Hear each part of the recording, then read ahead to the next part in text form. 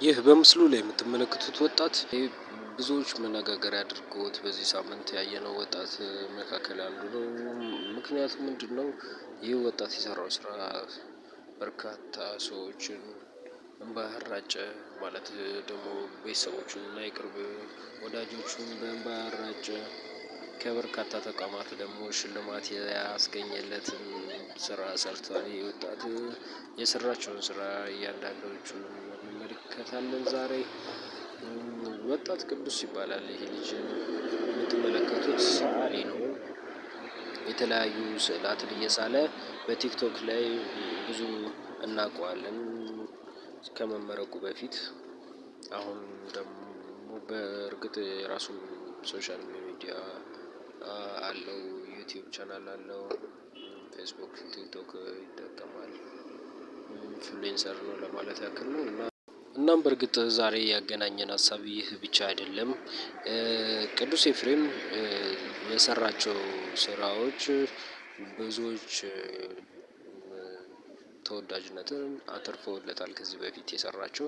የዛሬው ግን ይለይ ነበረ። ምክንያቱም ለዘመናት በረጅም ጊዜ በህመም ስትሰቃይ የነበረችውን እናቱን ለማሳረፍ የነበረውን ቁርጠኝነት እናም ደግሞ የነበረውን ልፋት የነበረውን ውጣ ውረድ ሁሉ ተወጥቶ ዛሬ የመመረቂያው ፕሮጀክቱ በማድረግ ተመርቋል ማለት ነው። እናም ይህ ፕሮጀክቱ ምንድነው? እናቱ ስትሮክ ታማሚ ነች እና ከበሽታዋ እንድታገግም ባይሆን እንኳን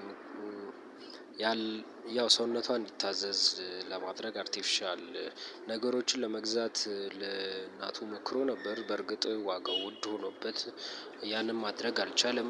ነገር ግን እሷንና ብዙ ምስኪን ኢትዮጵያውያንን ምክንያቱም እሱ በጥናቱ እንዳሳየው ከሆነ አንድ አምስተኛው የሚሆነው የአለም ላይ አብዛኛው የሚሆነው ህዝብ በስትሮክ ህመም የሚጠቃ ነው። እና ይህ ህመም ይህን ያህል ሰፊ ቁጥር የያዘ ህመም ነው ማለት ከአለም ህዝብ አንድ አምስተኛው በስትሮክ ይጠቃል ብሏል በጥናቱ። እናም በጣም ትልቅ ቁጥር ነው።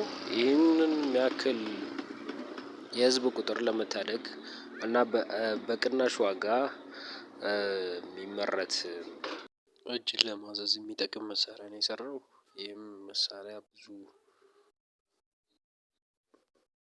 እናም ይህን በመመልከት እንግዲህ አንዳንድ ሚዲያዎች እና የተወሰኑ ተቋሞች ሽልማት አበርክተውለታል።